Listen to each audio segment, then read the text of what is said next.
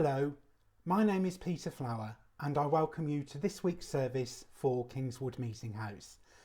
As you can see, this week we have a change of scenery and I invite you to join me at my home for what I hope will be a time to contemplate, a time to find peace, a time to find comfort and a time to find strength to face the week ahead.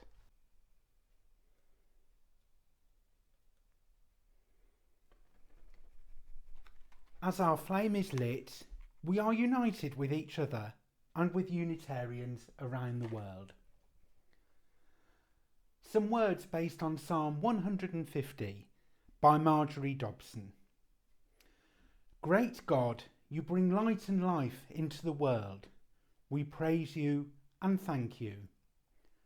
Creative God, you give us the gift of music to play, to sing, to bring joy. We praise you and thank you. Inspiring God, you help our spirits to lift and our feet to dance. We praise you and thank you. Gathering God, you meet us in this place of worship and join with us in community. We praise you and thank you. Let everything that has breath praise you.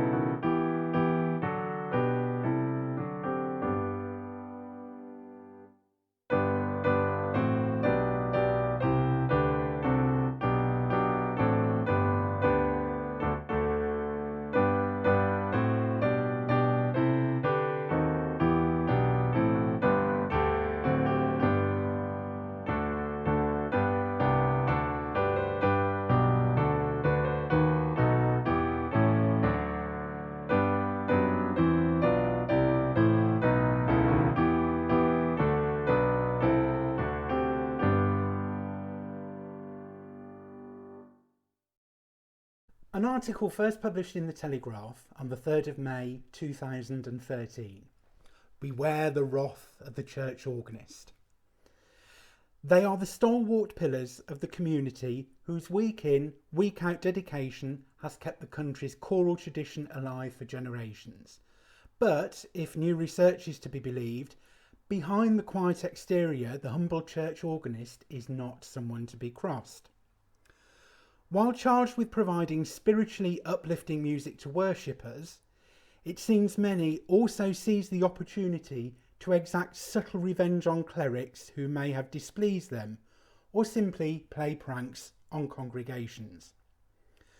A survey of churchgoers found that at least half have noticed their organist straying from the path of musical orthodoxy at some point, slipping snippets of heavy metal classics, advertising jingles and even nursery rhymes into hymns and anthems.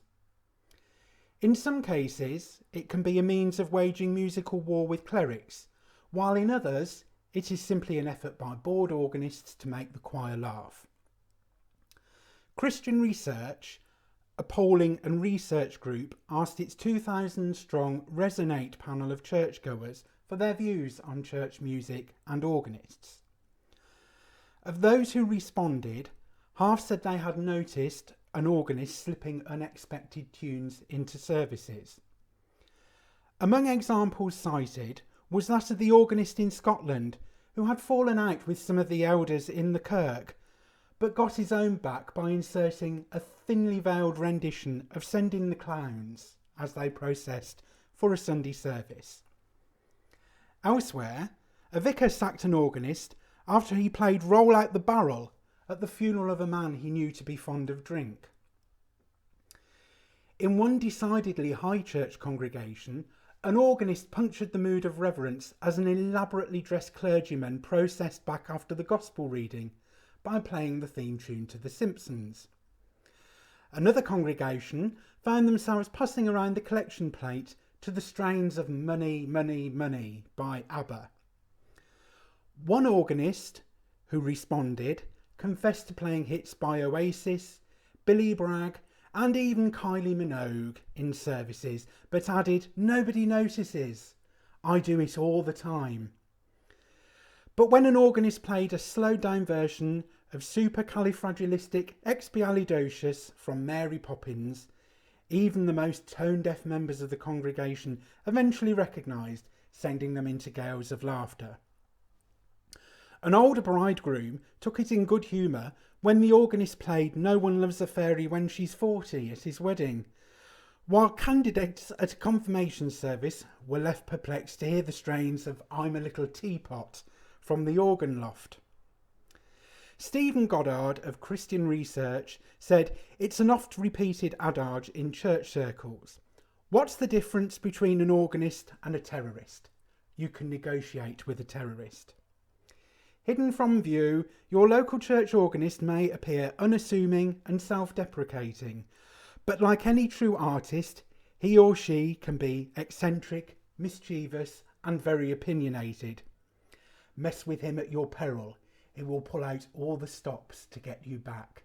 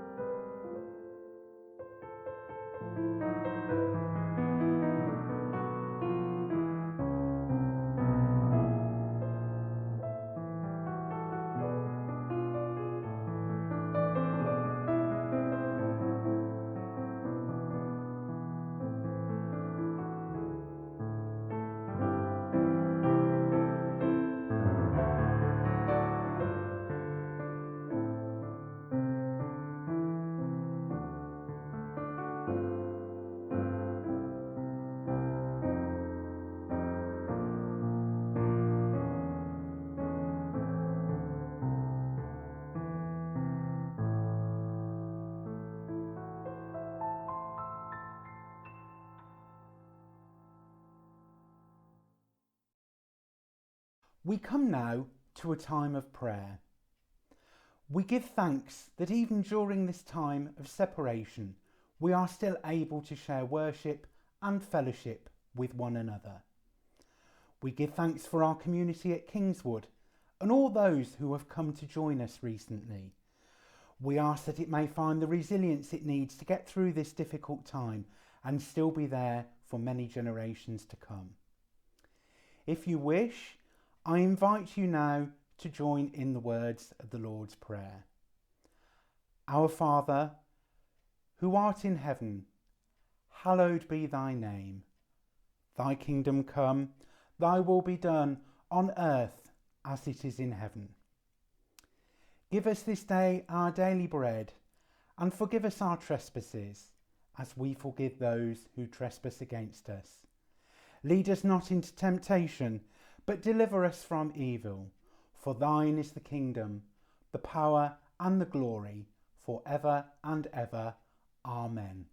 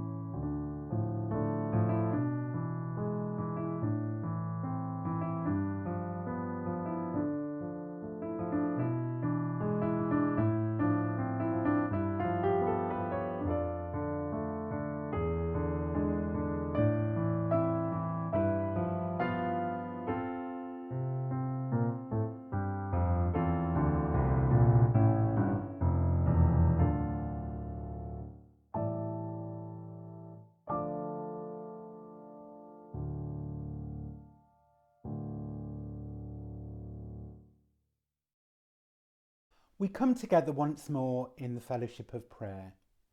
Shortly we will have a few moments of quiet for your own reflections. First, we think of those who are sick. We remember those who are bereaved, those whose lives are being made difficult by the current pandemic or for any other reason.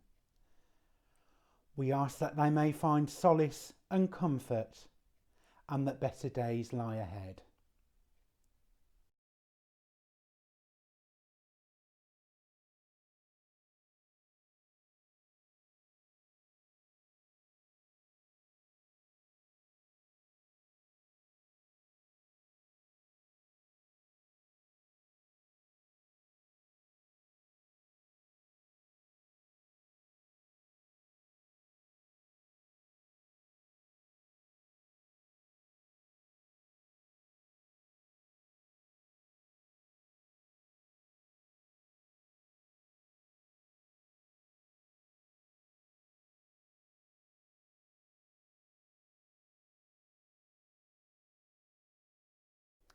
Amen.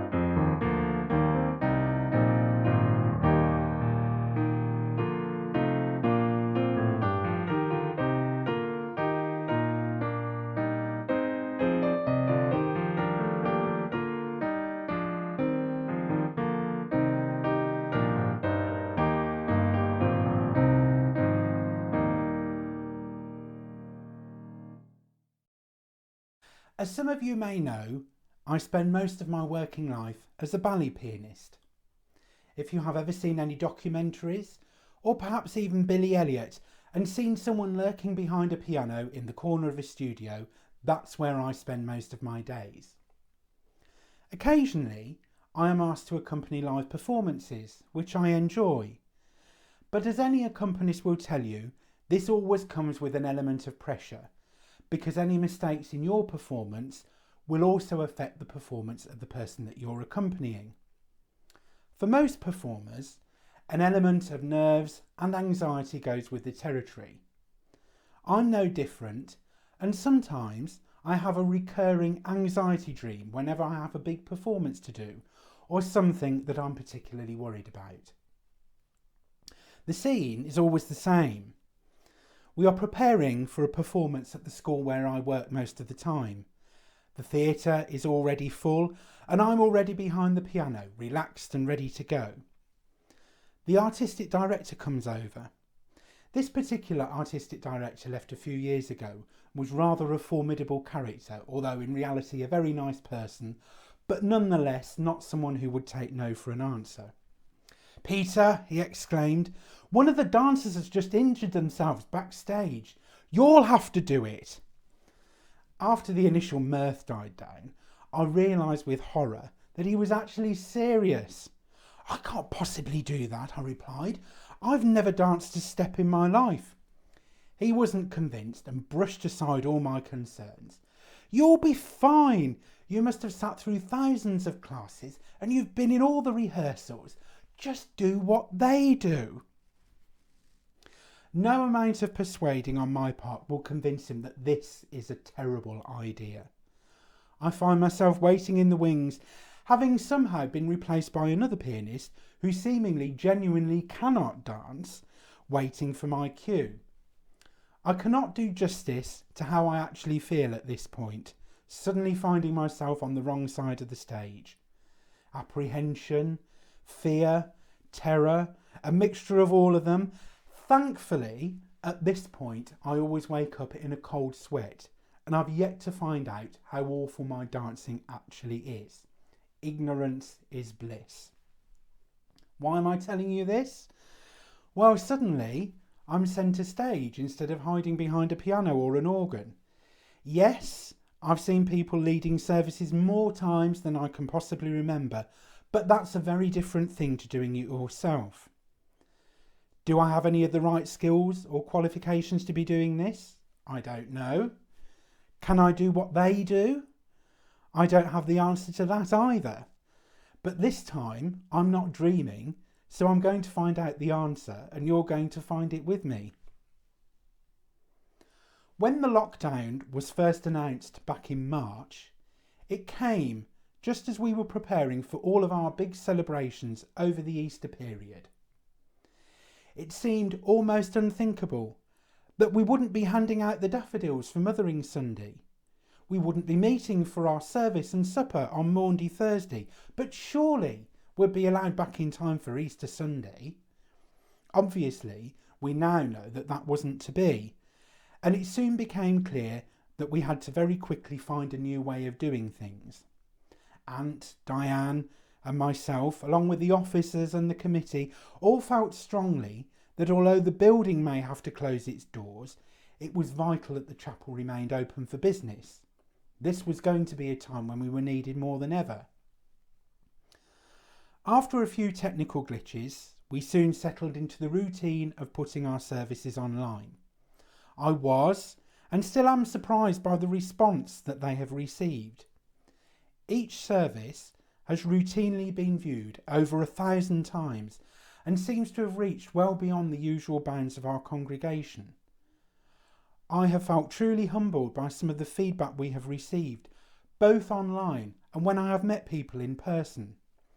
And if a reminder were needed of the importance of what we do and what we have to offer as a community, this is it. The ability to provide some comfort and calm in the midst of a very hectic and unpredictable world is a special thing. One thing none of us has been short of lately is time to stop and think. It's been a great opportunity to stop and reflect on the world in general, ourselves and our place in it. One thing I have found myself thinking a lot about recently is ministry. Please don't think I'm planning on donning a clerical collar and appearing in a pulpit near you anytime soon. I'm thinking of ministry more in a general sense than the professional sense. We only have to look at the plaque at the back of our chapel to see that Kingswood has been blessed to have had a long history of distinguished and learned ministers pass through its pulpit throughout its history. I know the road to becoming a minister is a long and difficult one. Most denominations, ours included, have a long and arduous selection process before training even begins, and I have utmost respect for anyone who can dedicate their lives and open their hearts in this way.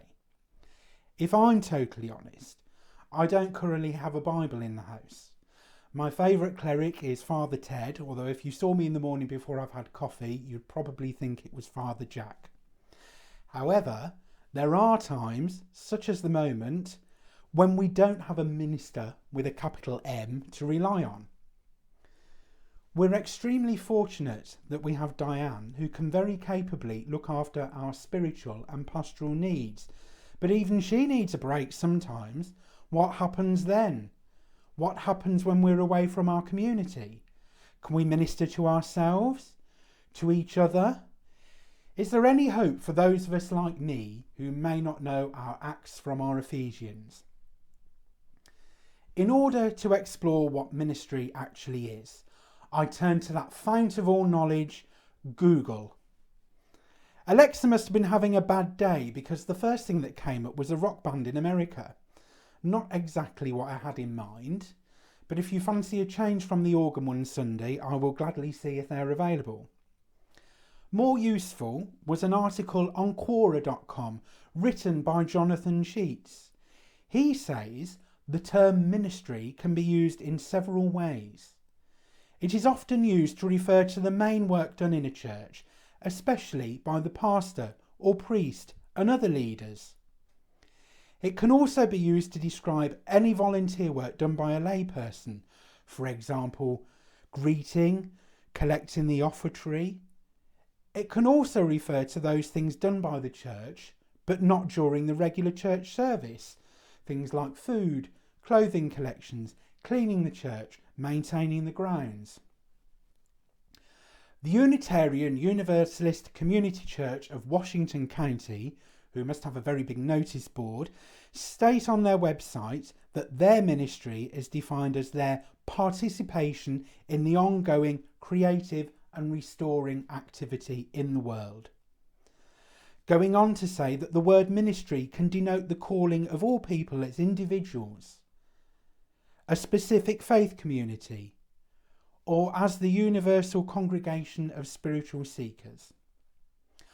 I particularly like the first sentence, participating in the ongoing creative and restoring activity in the world. That already sounds a lot like Kingswood to me. I've spoken to many people, whether they are visiting, our regular attenders, or people attending rites of passage, and they all seem to comment on how much happier they feel after coming into contact with our community. Restored is a very good word.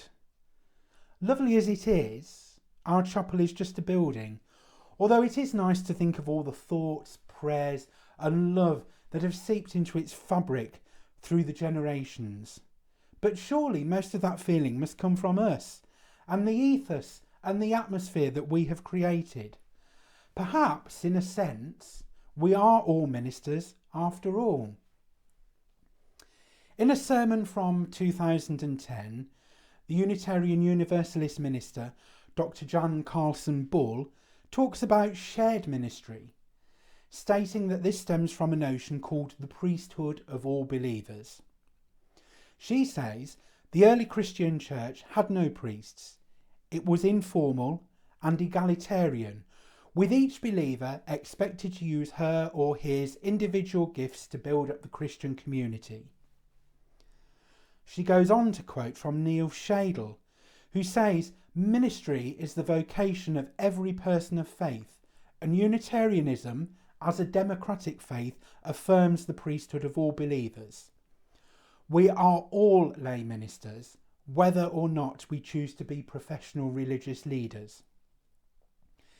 It does begin to sound then as though the ministry of Kingswood, or any other faith community, is the responsibility of all of us, and not just the person we put in charge of the pulpit.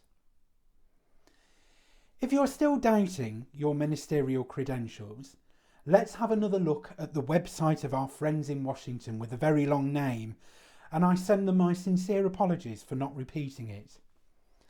They go on to define shared ministry as everyday neighbourliness, person-to-person caring, seeing a need and responding with transportation, meals, hospital visits, phone calls. I'm sure a lot of this is beginning to sound very familiar. We have always been a very caring community, but the last few months have shown just how much we can and do have to offer. Whether it be collecting shopping, a phone call, or just a few kind words on the WhatsApp group, it all helps, and our ministry doesn't end at the chapel gates. We've been able to reach people far beyond.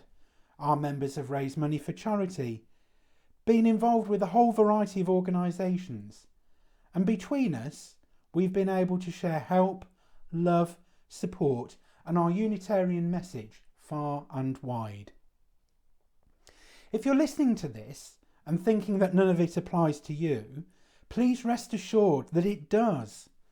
Everyone has a part to play, and there's strength in numbers. Whatever your role, and whether or not you have attended the chapel in person, you have supported and strengthened our ministry. Having spent some time on the other side of the organ, I can honestly say that it means a great deal to me to know that people are engaging with and finding something meaningful in what we have been doing. And that has been a great benefit to my spiritual and mental health. I hope that it has helped you as much as it has helped me. I'm sure we're all hoping it won't be too much longer until we can be back in the chapel, and someone that at least owns a Bible will be in the pulpit. But thank you for this opportunity to minister to you, and thank you for ministering to me. Whatever your own ministry journey may have in store, I hope and pray that you will find it as rewarding as I have, and wish you every success. To end, some words from a collection of hymns by William Johnson Fox. Fox was a Unitarian minister in London in the 19th century and was also a close friend and minister to Sarah Flower Adams of Nearer My God to Thee fame. These words may sound a little old-fashioned to us today, but they're still beautiful and their message is still very relevant. Though wandering in a stranger land, though on the waste no altar stand, take comfort, thou art not alone, while faith have marked thee for her own. Wouldst thou a temple? Look above. The heavens stretch over all in love. A book? For thine evangile scan the wondrous history of man. And though no organ peal be heard, in harmony the winds are stirred, and there the morning stars upraise their ancient songs of deathless praise. Amen.